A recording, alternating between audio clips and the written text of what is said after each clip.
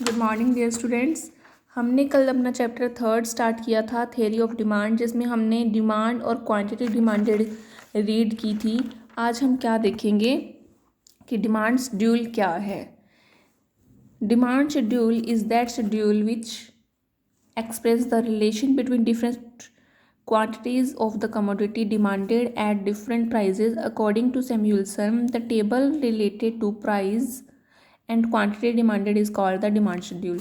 क्या है जो डिमांड शेड्यूल है, ये क्या बताती है हमें, ये एक ऐसे ये इन सब इसको डिमांड शेड्यूल बोलेंगे। एक तालिका होती है, अनुसूची होती है या टेबल होता है एक तरह का, जो हमें क्या रिलेशन शो करते हैं, प्राइस ऑफ किसी चीज़ का प्राइस और किसी चीज़ की डिमांड क्वांटिटी में रिलेशन शो करती है। सैम्यूल्सन है जो कि क्या है, इकोनॉमिक्स के हैं सैम्यूल्सन। तो उन्होंने इसकी डेफिनेशन दी है, क्या है, the table relating to price and quantity demanded is called the demand schedule। ठीक है। इसके बाद ये दो तरह के होते हैं, फर्स्ट है इंडिविजुअल डिमांड शेड्यूल और सेकंड है मार्केट।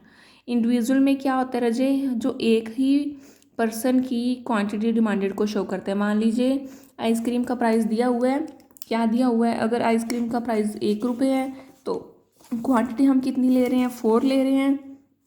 अगर 2 हो जाता है तो क्वांटिटी हम कम कर देते हैं। उसी तरह अगर प्राइस बढ़ता रहता है, 4 हो जाता है तो हम क्वांटिटी बिल्कुल कम कर देते हैं। ठीक है। इंडिविजुअल का है मतलब एक पर्सन का बताया हुआ है, मान लीजिए पर्सन ए है ये, ओके। और उसके बाद आता है market demand schedule. Market demand schedule क्या है कि जिसमें 2 या 2 से अधिक लोगों का, मीन्स पूरी मार्केट के बारे में रिप्रेजेंट किया गया हो ये टेबल, उसको क्या बोलते हैं, market demand schedule. In every market there are several consumers of commodity, मतलब बहुत सारे कंज्यूमर्स होते हैं। Market demand schedule is one that shows total demand of all consumer in the market at different prices of the commodity. क्या करता है ये जो मार्केट डिमांड शेड्यूल है, ये अलग अलग लोगों की क्वांटिटी और प्राइस में रिलेशन दिखाता है।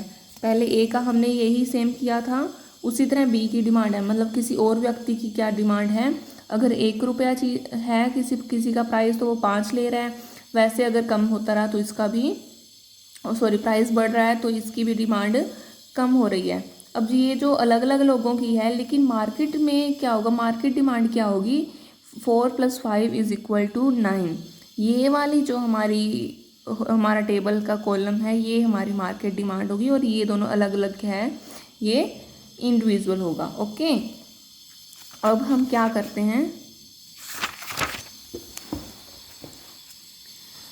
Individual demand curve. अब देख लेते हैं कि कर्व क्या होता है। कर्व क्या होता है, एक डायग्राम होता है, ये हम इसकी डेफिनेशन भी देख ही लेते हैं।